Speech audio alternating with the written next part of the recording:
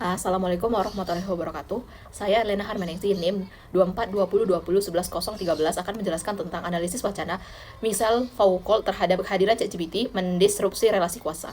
Hal yang melatar belakangnya saya mengambil topik pembahasan ini adalah dalam hal era digital yang berkembang sangat pesat, kecerdasan buatan menjadi hal yang sangat penting atau sangat signifikan yang digunakan mahasiswa saat ini. Perubahan ini tidak hanya bersifat teknologis, melainkan juga epistemologis dan politik. Seperti teknologi AI ChatGPT yang memungkinkan mahasiswa memperoleh jawaban secara instan tanpa arahan dosen. Publik juga dapat mengakses pengetahuan ilmiah tanpa perantara ilmuwan, serta platform digital menjadi aktor baru dalam memproduksi ilmu pengetahuan yang menyayangi institusi pendidikan formal. Untuk rumusan masalahnya di sini saya ada dua. Yang pertama adalah bagaimana kuasa pengetahuan berubah akibat adanya AI generatif seperti ChatGPT. Nah, yang kedua, siapa aja sih menjadi aktor utama menjadi pusat produksi pengetahuan pada saat ini? Landasan teori yang saya gunakan pada uh, pembahasan ini adalah teori wacana keris dari Michel Foucault. Michel Foucault seorang filsuf yang berasal dari Prancis yang pada kehidupannya dia menjadi bapak atau ikon dari filsafat modern, terutama pada analisis wacana kritis. Karya-karya yang mendalam dan membahas tentang kuasa pengetahuan dan identitas telah membuka pandangan unik tentang bagaimana tiga elemen ini saling berhubungan dan membentuk sebuah pemahaman serta konstruksi realitas sosial. Foucault dalam pandangannya menyajikan sebuah inovasi terbaru tentang relasi kuasa, di mana dia menentang pemikiran terdahulunya yang menyatakan bahwa orang yang mempunyai kekuasaan yakni orang-orang yang seperti ahli politik, orang penguasa, dan hal-hal yang berdasarkan kepada kedudukan. Sedangkan menurut dia, relasi kuasa itu berdasarkan atas ilmu pengetahuan yang dimiliki, bukan berdasarkan kedudukan yang dia duduki saat ini atau saat dulu.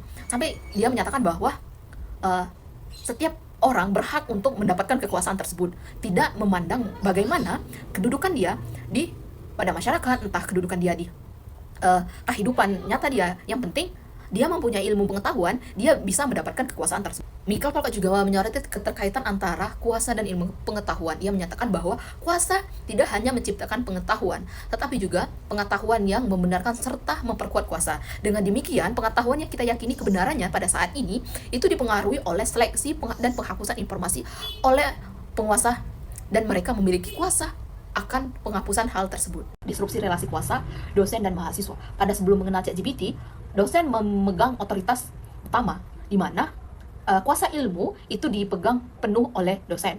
Sedangkan setelah mengenal ChatGPT, mahasiswa mempunyai kesempatan yang sama untuk mengakses ilmu pengetahuan tanpa ditekan dengan relasi kuasa yang dimiliki oleh dosen pada sebelumnya. Namun, walaupun pada saat ini mahasiswa dan dosen memiliki kuasa yang sama terhadap ilmu pengetahuan, tidak bisa ditinggalkan bahwa mahasiswa tetap harus belajar dan apapun dan mencari ilmu pengetahuan secara konkret itu lewat dosen. Karena kenapa? Kalau hanya mengandalkan ayat seperti ChatGPT, keabsahan informasi, keabsahan ilmu pengetahuan, keabsahan fakta dan data yang kita inginkan itu kan belum 100% bisa diyakini. Disrupsi kuasa selanjutnya adalah ilmuwan dengan publik, di mana sebelum mengenal ChatGPT, ilmuwan memegang kendali penuh atas ilmu pengetahuan yang akan disebarluaskan, dan publik itu bersifat pasif, di mana mereka hanya meng-share atau membagikan ilmu pengetahuan yang mereka miliki itu lewat media, lewat buku, lewat artikel dan institusi ilmiah. Sedangkan setelah mengenal ChatGPT atau AI yang lainnya, masyarakat itu bersifat aktif akan ilmu pengetahuan. Setiap mereka bisa mengakses informasi atau ilmu pengetahuan itu secara real time. Saat kita butuh informasi atau pengetahuan tersebut, kita langsung bisa mengakses, di mana masyarakat bersifat aktif akan informasi-informasi yang mereka inginkan. Disrupsi selanjutnya adalah relasi kuasa antara institusi pendidikan dengan platform digital.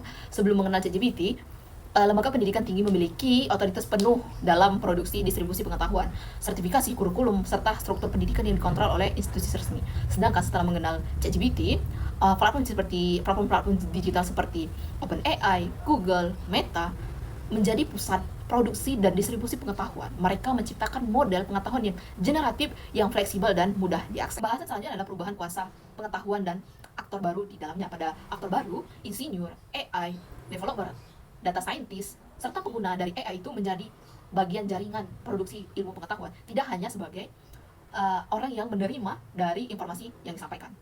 Setelah itu adalah pembahasan pergeseran kekuasaan.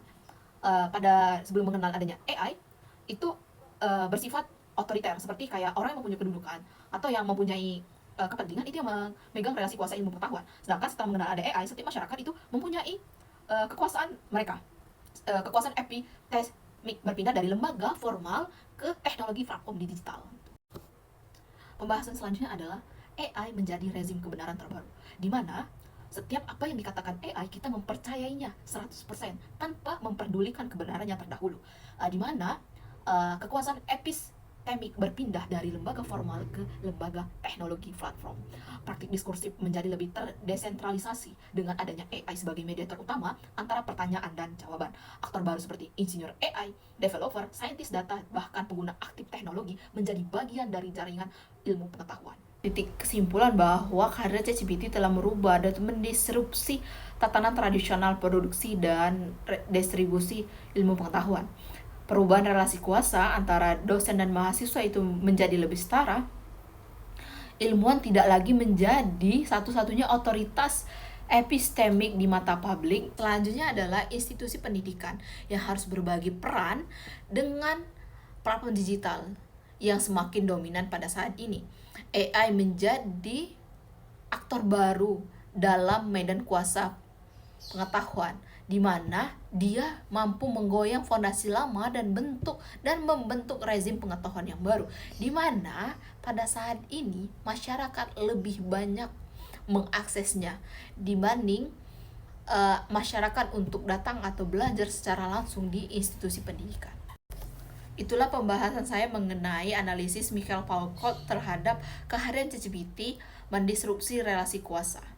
Sekian, terima kasih. Wassalamualaikum warahmatullahi wabarakatuh.